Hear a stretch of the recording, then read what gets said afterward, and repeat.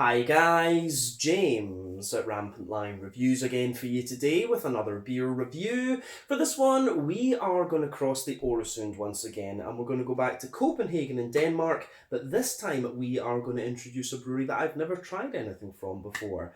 So these guys seem to be a very new and very small operation, but I actually discovered this brewery and the beer through the Tillfällig assortment in Systembolaget here in Sweden. So if someone has taken the time to import their beers here to Sweden, they must be pretty good. But the one that we're having a look at today is a sort of style category that I've been getting more into again recently, thanks to one of my colleagues at the Bishop's Arms, Alan. But yeah, this should be really quite interesting. And as you'll know if you've watched the channel for any length of time, I'm a huge fan of the Danish craft beer scene, and it's been really cool to watch it evolve over the last few years. So needless to say, I'm very curious to see what this one is going to have in store for us. Hopefully it's another good beer. Hopefully it makes for an interesting review, and as always, I hope that you guys enjoy my take on this one as well. So yeah, for this review then, we are going to head to the Skovlunde area of Copenhagen, out to the west of the city, and we're going to have a look at my first beer from BrygBrygBryg. So that would be Brew in English, but this particular beer is called Tempo. They have it down on Untappd as the 2022 edition, so they must be going to brew this one at some point again in the future. But this comes in at 7.8% ABV, and they're describing it as a Farmhouse Saison, and it's brewed with honey and blackcurrant and then aged for 14 months in a red wine barrel. So yeah, should be pretty cool actually. But yeah, this beer was released as part of the Tillfällig temporary assortment through Systembolaget here in Sweden. I have had this one for a couple of months actually, but yeah, it is a kind of wild ale saison type thing, so there won't be any problem with me having held on to this for a little while. But like I said, curious to see what it's going to have in store for us. Let's crack on and see what this beer is all about. So, as always with my reviews then, I'll tell you a little bit about the brewery before we taste the beer. If you want to get straight to the tasting, just fast forward. All the usual links are in the video description below. That's the brewery website, the link to my other reviews that hopefully I can do in the future from BrygBrygBryg. This is the very first time I'm trying one of their beers, as I mentioned, but there's all the usual social media down there. If you want to see more reviews, do please consider subscribing to the channel. The support you give is massively appreciated. You can of course go into the homepage and search for beer using geography. The whole channel's tagging system is based on geography, you know, city, state, county, province, prefecture, whatever you like, and you can go and check out the playlist of beers from different countries. You'll find this one in the Danish playlist. But yeah, let's go on to my brewery notes then, and we'll tell you a little bit about BrygBrygBryg. And I will apologise in advance for any bad Danish pronunciations. I speak Swedish, of course. The Danish pronunciation is just a little bit crazy, and even the Danes admit that. But yeah, let's look at this. So, BrygBrygBryg are based in Copenhagen, as I've mentioned to you already, the Danish capital, and the company was founded by Mikael Vind Pedersen and Kenneth Skovlunde. So these guys are old school friends, and you know, they just did a lot of different things together, but they apparently shared a passion for sourdough bread and fermentation. They kept experimenting with lots of different things, and eventually they got on to brewing their own beers. So they founded BrygBrygBryg together back in 2018, and these guys brew in very, very small 200 litre batches. So this gives them a final production volume of around 130 to 160 litres per brew, and this means that they classify themselves as a nano brewery. But the brewery itself can be found in the Skovlunde area in the west of the city, and they actually sell most of their beers in bottles. When I had a little look on the Untappd to this one, there was only like two 50-litre kegs or something like that of this had been produced in about 400 odd bottles. So that gives you a rough idea of the batch sizes that you're going to get from BrygBrygBryg. But they use a variety of different adjuncts in their beers, and they experiment with a lot of different styles. If you look through the Untappd list that they have, you'll see a whole host of different things in there. But as of October 2022, when I'm filming this review for you, these guys have produced 185 different kinds of beer, and yeah, they do seem to be quite highly rated. So yeah, should be interesting to try our first beer from them. But that is all the information I could really find out about BrygBrygBryg. If you do happen to know anything more, message me through Instagram or let me know in the comment section below. But yeah, it would be cool to try a few more of their beers, so I'll need to keep an eye out in Copenhagen and see where I can find them. But yeah, let's leave it there. If you want to learn more, of course, check out the brewery website, follow them on their usual social media to keep up to date with the latest goings on, and you can check out the Untappd page to see all the different beers that they've done, and hopefully we can add more from this brewery as time goes on. But yeah, let's crack on then and have a wee look at the beer itself. So yeah, as you can see with this one, you've got that lovely kind of Japanese style shrine there, the sort of Shinto shrine.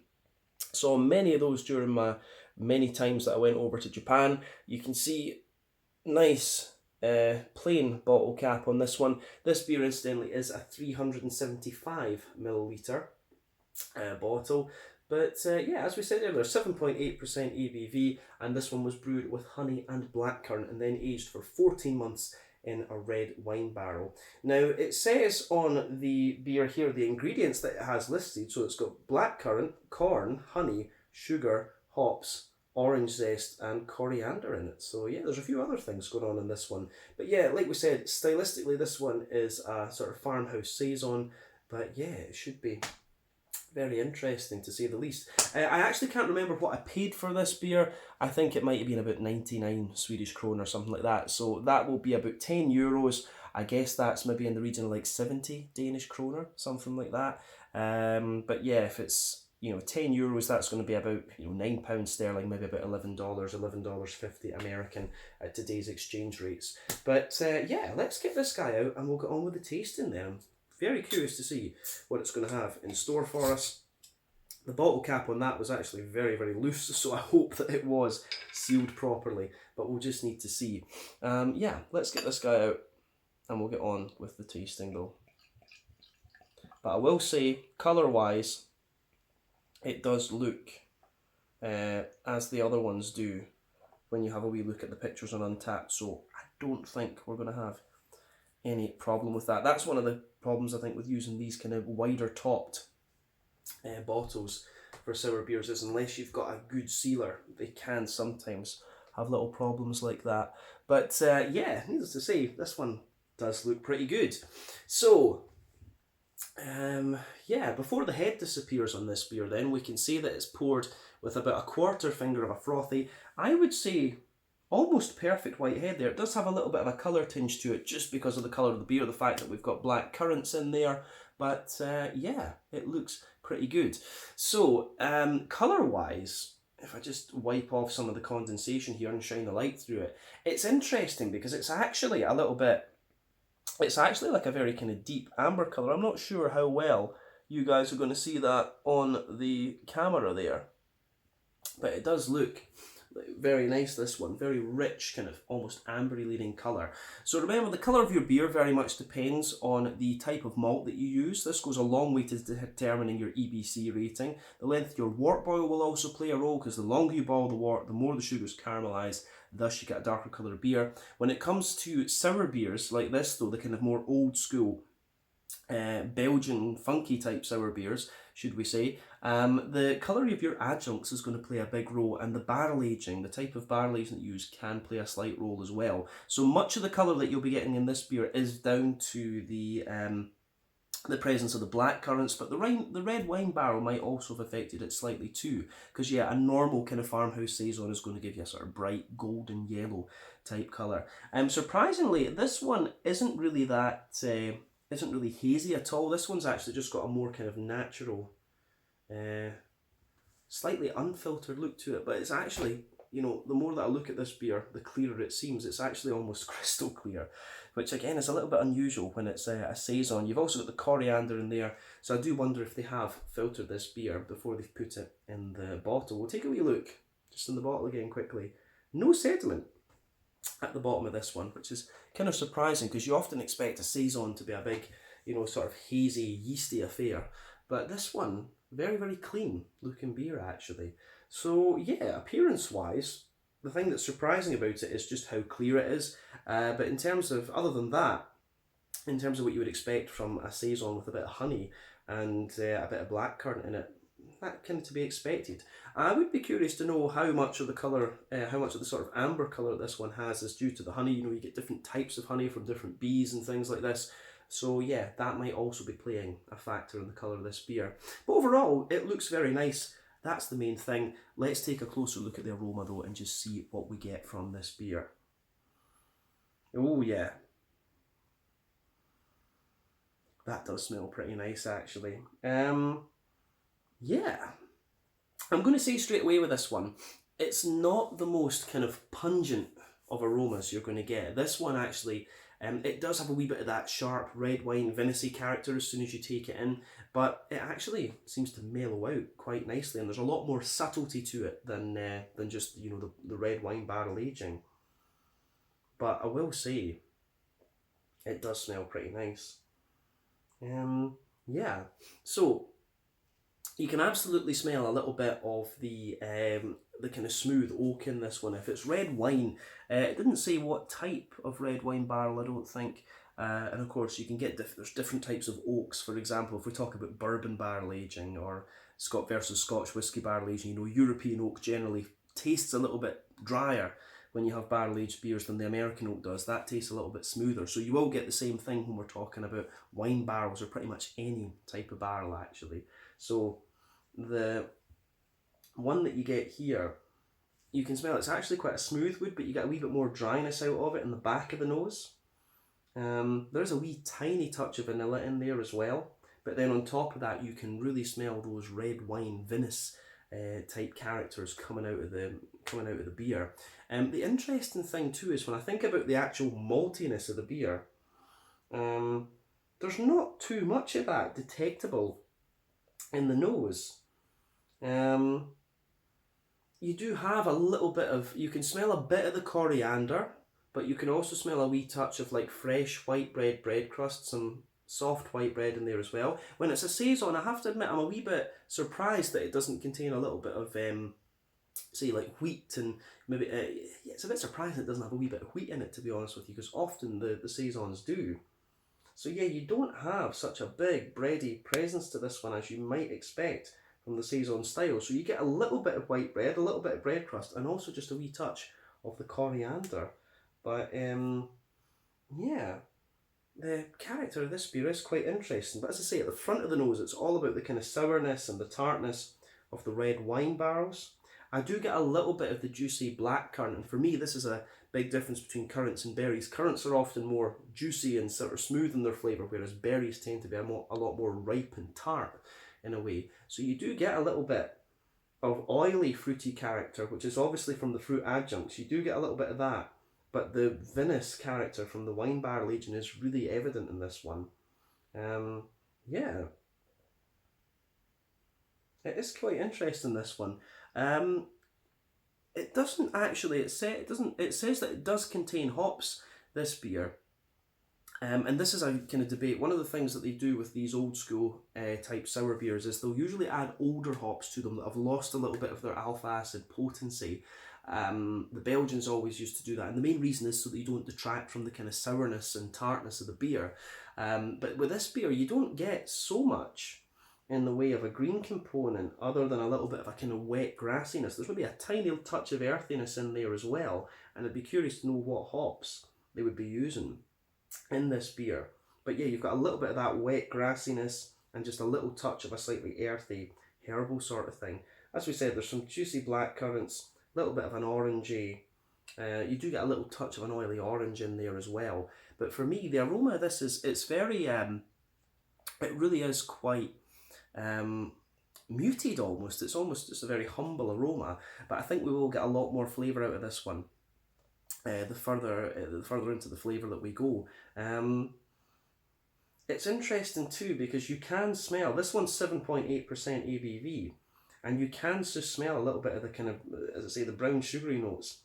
There's a wee bit of the honey in the dead centre of the nose too, but that takes a wee bit of time to come out, because I think when you first smell this beer, the sort of sour, the tannins really kind of come out of this one and dominate the nose. But as your nose adjusts, you just start to get kind of more and more of it. So yeah, aroma wise, this beer is pretty damn interesting, I have to say. But yeah, certainly quite a muted aroma for sure. But I think that's everything we really need to say about this beer before we actually go on and have a little taste of it. So yeah, this one is the Temple Farmhouse Saison with honey and blackcurrant aged in red wine barrels from BrygBrygBryg in the Skovlunde area in the west of Copenhagen. Let's have a taste of this and see what it has. Slange, skål, cheers.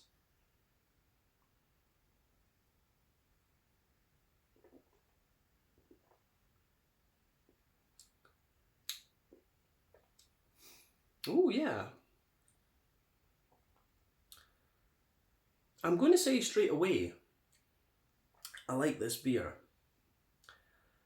It's a really, in terms of, you know, a sort of farmhousey saison, it's actually quite different to what I've had before. I've had a lot of farmhouse beers in recent times, and like I say, that's mainly down to Alan, my colleague at the Bishop's Arms. He loves them. He absolutely loves these kind of funky sour beer type things and farmhouse beers these days. You know, this one really is quite different to what we've had recently, but I like this beer. This one, the flavours in it are really quite subtle, but it's one of these beers that's all about how everything just kind of fits together. And it does, it goes about its business just really nicely. You can't ask for much more than that from a beer, to be honest with you. This it's not what I expected. I did expect something a little bit more sour than this, but in fairness, when you see a beer called Farmhouse, you expect it to be more kind of like funky and smooth in a sense rather than being sharp and tart. So that is something I need to, you know, maybe bear in mind with these. I think these sort of sour beers, if you like, or farmhouse beers are more kind of smooth and yeasty, whereas sour beers, sour ales, sour beers, wild ales, whatever we're going to call them, those tend to be the more tart ones. So maybe I went into this one kind of thinking the wrong way, but the drinkability of this beer is really nice, and I'll say for 7.8% ABV, it's a bit dangerous, this one actually, how well it covers its alcohol, but that's, for me, this is certainly one of the most kind of drinkable and clean sort of saisons, farmhouse beers that I've had. And like I say, I've been trying quite a few of these recently, but it gets a thumbs up from me. I like this. I definitely would be curious to try a few more from BrygBrygBryg. So I think they do a few kind of normal beers as well, rather than just, you know, farmhouse and sour beers. So we need to try something from their regular beers at some stage as well, but I like this. It's a thumbs up for me. This is definitely worth trying if you get the chance, for sure.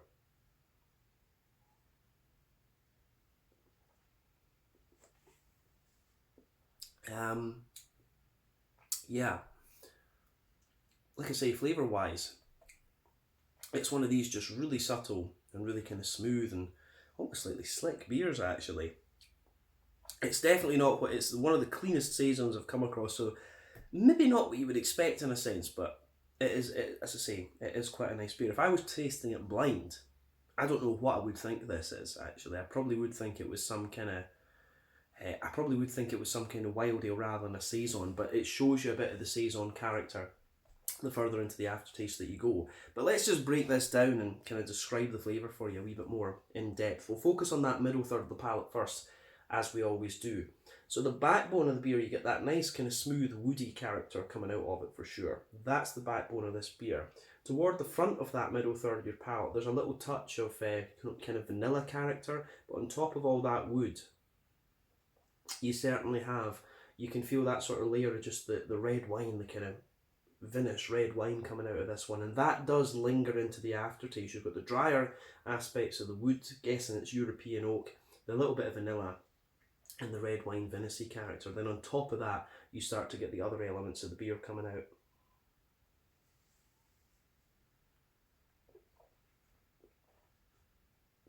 So, yeah, on top of that kind of vinous layer, it's quite interesting, this one, because you've got a bit of the bready characteristic coming out of the beer, which you expect from the saison, of course, but you've also got the kind of honey sitting in the middle of the palate too. So above that kind of red winey layer, you've got a little touch of bread crust in there. Then you start to get, and it's a fresh kind of white bread crust, I would point out. On top of that, you start to get a more, you do start to get a more kind of dense white bready character to the beer, and in the dead centre of the palate, you absolutely get a little bit of that sweet kind of honey note as well.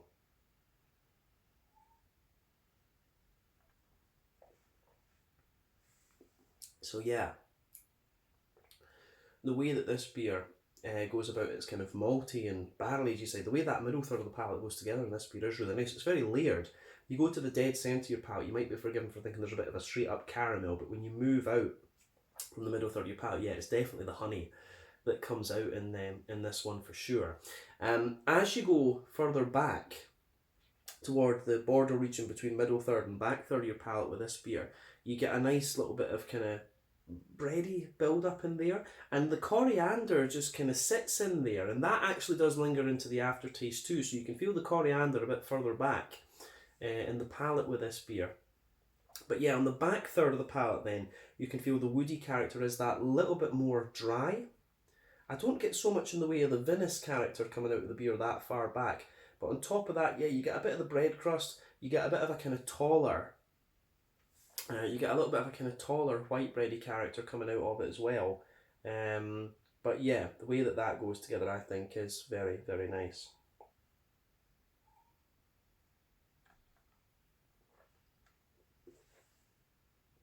So yeah,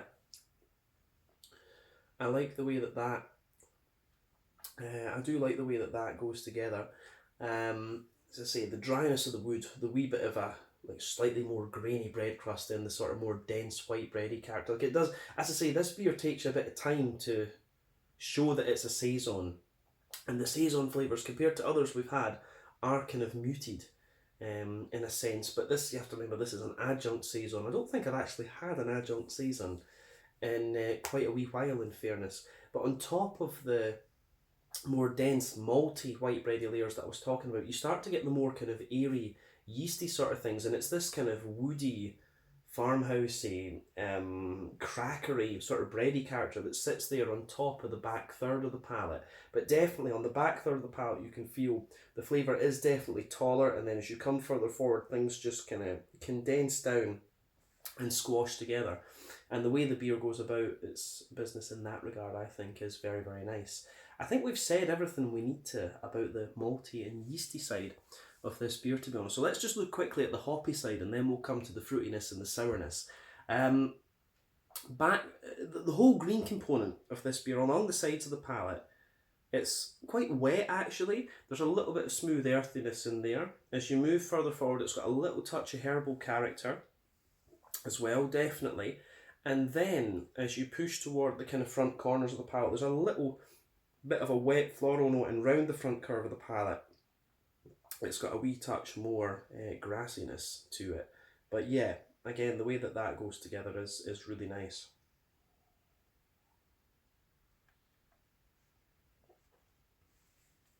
So yeah, that wee bit of the wee bit of grassiness that this beer has, I really quite like actually. It does, having hops in these beers, it is a debate, of course, among brewers, whether hops are needed in these. Not so much in the old kind of more funky farmhousey type beers like this, but in the more modern, Berliner Weisse, Gose, Nordic smoothie sour type things, there is a bit of a debate about whether you need some hops in those. Personally, I think it just adds a wee bit of a depth of flavour to the beer, and I like it. I do like how that goes together for sure.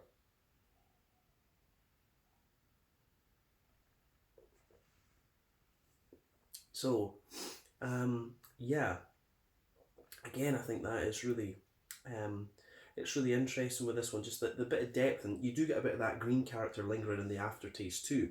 But let's look at the front third of the palate with this beer. So as I've often said on the channel, for me, a good sort of sour beer, if you like, if we can call this one that, a good sour beer, just, it adds a little bit more, it's all about how the kind of sourness and tartness comes in and then just mellows out. And this doesn't really have that kind of tart impact to it that a wild ale or a sour beer would have. As I say, this is definitely more fitting into the kind of farmhousey category where it's it's funky and smooth. So as I say, maybe when I was coming into this review, I was expecting something a wee bit different, but it's turned out really nicely. This, and beers that make you think a little bit after 3,300 odd reviews, these are always welcome. So the impact that you get from this beer, the flavour impact, You know, it has a very slight tartness just behind that front tip of the tongue, but it mellows out really, really nicely. But the border region between front and middle third of your palate, again, you get a little bit of bready build up in there. It's like a kind of white bread, almost slightly sweet in a way. But then as you move further forward, you can feel some of the smoother woody elements underneath that too. But the black currants absolutely sit on top of that that front third of your palate there, and you can feel a little bit of their influence going around the front edges of your palate there. Whenever you add fruit into beer as an adjunct, it's always going to suppress a little bit of the kind of green component of the hops. So yeah, it will spread around the edge of the tongue, so you get a nice little bit of a black curranty flavour there too. In fairness, I'd say there are some kind of, you always get a few other sort of fruity flavours in addition to the adjunct that's in there. You always can think of a few other things. So for me, this one, it has almost a little bit of a slightly sultana type quality, you know, a dry white green grapey sort of thing. Almost a little bit of a slightly datey character to it as well, which is kind of interesting. Yes, so sultanas, dates, maybe a little touch of pear, you know, there are a few flavours like that going on in this one. It does say that it contains a wee bit of orange zest. I'm struggling to find that in honesty, but maybe those flavours that I've mentioned are from the orange zest, but to me it's like a sort of sultana, datey, kind of slightly peary note that you get out of this. But overall, as I say, I like this beer, and trying this one makes me curious to see what else these guys have done. So we will need to look into getting a few more things from them. But yeah, I think we've said everything we really need to about the flavour of this beer, so let's round off with the mouthfeel.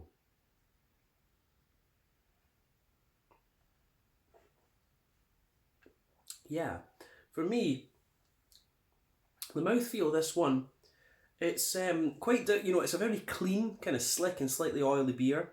I'd say that it's kind of mid-bodied, it's right in the middle of the spectrum. The carbonation is very smooth, as I said, the whole beer is very kind of slick and clean. IBU-wise, I wouldn't be surprised if this is, you know, 0 IBUs, but I think technically speaking it'll be 5 or 10, something like that. You have got a little bit of green component linger in there. The malt base and the wood that we said, the woody notes give you a bit of dryness but smoothness as well and a slight sweetness. You've got the malty character in there, which is quite smooth, but you've also got the honey in there, which is sweetening the whole kind of middle of your palate up in this beer. You do have the kind of fruity characters and the slight kind of tartness to this beer as well. But yeah, like I say, it's very mildly tart, this one. It shows you the smoothness and that you would expect of a Farmhouse Saison, like a farmhouse beer. But yeah, certainly one of the cleanest Saisons that I've ever come across, that's for sure. So this is quite an unusual beer. But the main question, you know, we shouldn't try and put the things in the brackets, the style brackets and categories and stuff. The main question should be, do we like this beer? And for me, I like it. I do like it. You guys might have your own opinions and things on it, but for me, I've enjoyed this one. And yeah, it certainly makes me curious to see what else they've got up their sleeves. So yeah, if you are watching from Copenhagen and you have some tips on where to get the BrygBrygBryg beers, let me know, because I've got a feeling I've not seen these in Kiosk or you know, Beer Hive or anything like that. So let me know where we might find some of these. I might just write to them on Instagram or whatever as well.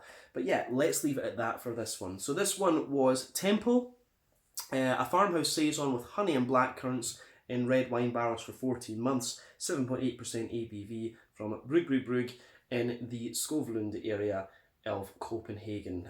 Really nice beer, certainly made me curious to try more from this brewery. But yeah, once again, thank you for watching my reviews. Until the next time, please like, subscribe, share, all the usual YouTube stuff. Let me know your own thoughts on this beer in the comment section below. Let me know what your favourite beers are from BrygBrygBryg as well, and we will certainly return to these guys at some point very soon. Till the next time, Slàinte, Skål, cheers, check out my social media, check out theirs, and there will be more reviews to come. Slàinte, Skål, cheers.